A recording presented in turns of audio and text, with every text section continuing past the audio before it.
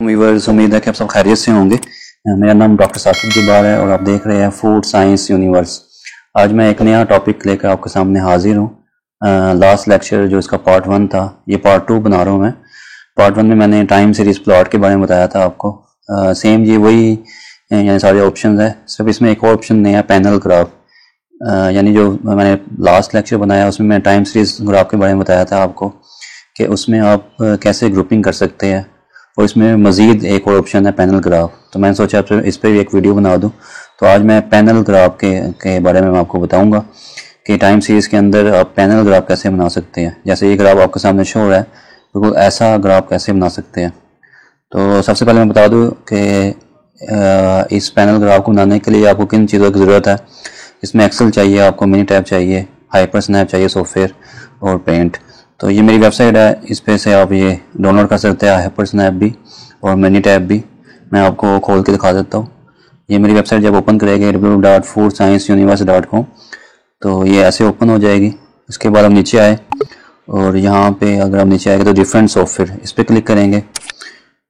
इस पर क्लिक करेंगे तो सारे सॉफ्टवेयर जितने भी जो रिक्वायरमेंट होती है रिसर्च के अंदर, वो सारे मैंने यहाँ पे अपलोड किए हुए हैं। तो आप इजीली यहाँ से डाउनलोड कर सकते हैं मेरी वेबसाइट खोलकर।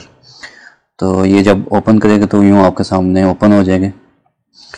यहाँ पे मैंने सारे स्टैट के सॉफ्टवेयर भी रखे हुए हैं। ये मिनी टैब पड़ा हुआ है और ये स्क्रीन रिकॉर्डर भी यहाँ पे है। और बाकी सेकंड पेज पे आप जाएंगे तो ये हाइपर स्नैप पड़ा हुआ है यहाँ पे, यहाँ से आप डाउनलोड कर सकते हैं। जब क्लिक करेंगे तो ये लिंक खुल जाएगा। यहाँ पे डाउनलोड पे क्लिक करेंगे तो इसको बंद कर देना आपने, और ये नीचे स्टार्ट होगा डाउनलोड। ठीक है, तो ऐसे आप डाउनलोड यहाँ से कर सकते हैं।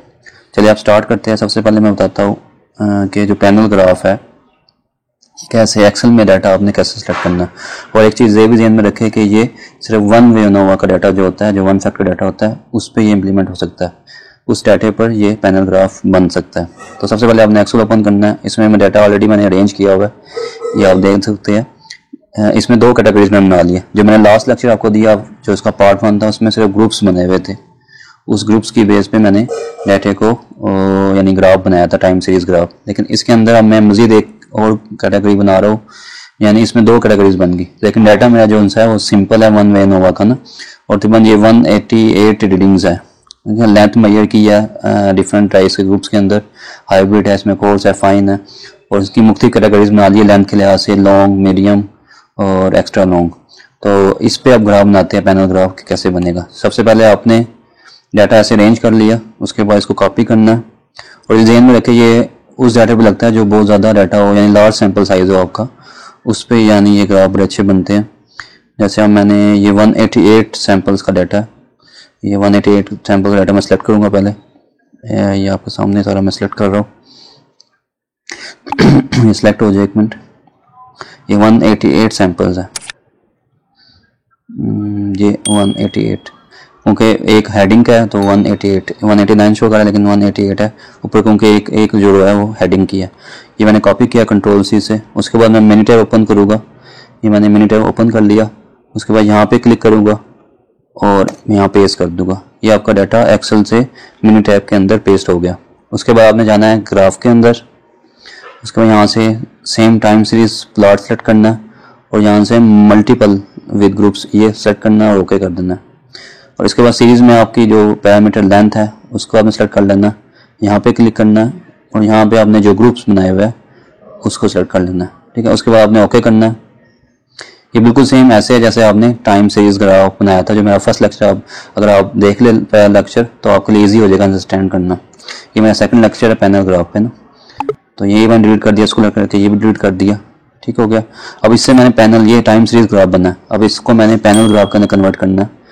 तो सबसे पहले आप ये भी देख लें कि इसको, क्योंकि ये 178 सैंपल है, लेकिन यहाँ पे 171 शो कर रहा है।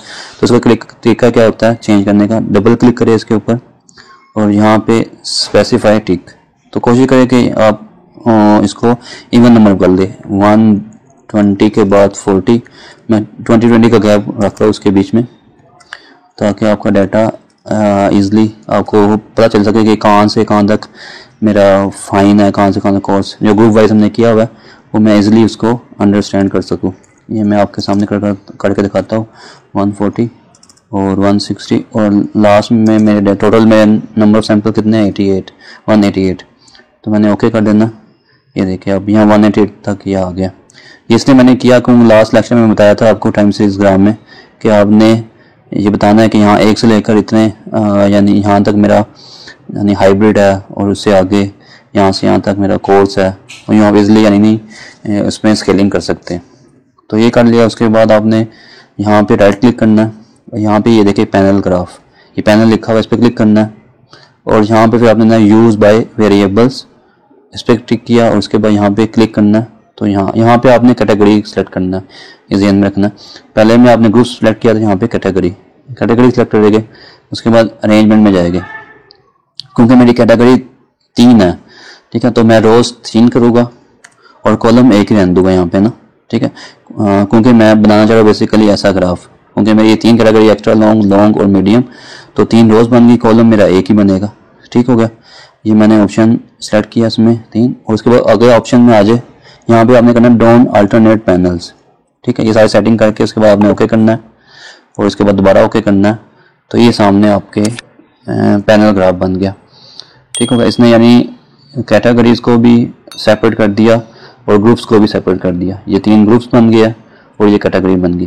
ठीक है। पैनल ग्राफ के लिए आप यानी 2 ग्रुप्स बना के, यानी मैंने ग्रुप्स बनाए, यानी अगर एक्सेल का डाटा आपके सामने मैं ओपन करूँ तो इसमें मैंने एक ही डाटा है, ये वन वे नोवा का डाटा लेंथ का ना, तो उसको मैंने 2 किस्म के ग्रुप्स बना लिए। ग्रुप में मैंने लिख दिया कि कौन कौन से राइस का है, राइस की वैरायटी कौन सी है, और दूसरे में मैंने कि लेंथ के लिहाज से इसकी ग्रुपिंग कर दी है, कैटेगराइज कर दिया कि लॉन्ग, मीडियम और एक्स्ट्रा लॉन्ग। तो उस लिहाज से ये आप देख सकते हैं ये बन गया। और फर्स्ट वीडियो में मैंने बताया था कैसे आपने इसका स्क्रीनशॉट लेकर और कैसे पेंट के अंदर ओपन करना और कैसे पेंट के अंदर आपने, वो फर्स्ट वीडियो में आप देखेंगे तो आपको वहाँ से क्लियर हो जाएगा। तो आज में मैंने आपको ये बताया कि पैनल ग्राफ आप कैसे बना सकते हैं। तो ये फाइनल मैं बताया था कि मैंने कैसे, ये मैंने टैब के अंदर ये सारे यहाँ पे मैंने लिख दिया। यहाँ पे डबल क्लिक करेंगे तो फ़ोन के अंदर जाएंगे तो फ़ोन यहाँ से चेंज कर सकते हैं, यहाँ डिफरेंट है यानी आप कर सकते हैं। ये मैं पहले फर्स्ट लेक्चर में आप देखेंगे तो आपको वहाँ से क्लियर हो जाएगी कैसे यानी ये डाटा यहाँ पे एंटर किया हुआ है। ऐसे ये सारे मैंने फर्स्ट लेक्चर में आपको समझ आ जाएगी, ये कैसे मैंने लाइन लगाई, ये सारी आ जाएगी। उसके बाद आपने पेड में खोलना और पेड में जो फाइनल आपका ग्राफ बनेगा जैसे मैं दिखा देता हूँ, जैसे ये आपको पिक्चर में शो हो रहा है, ये जो सी वर्डिंग है ये मैंने सारी पेंट में ओपन करके इस पिक्चर को, उसके बाद वहाँ पे पेंट के अंदर ऑप्शन होता है टेक्स्ट का ना, तो उसके ज़रिए मैंने यहाँ पे लिख लिया।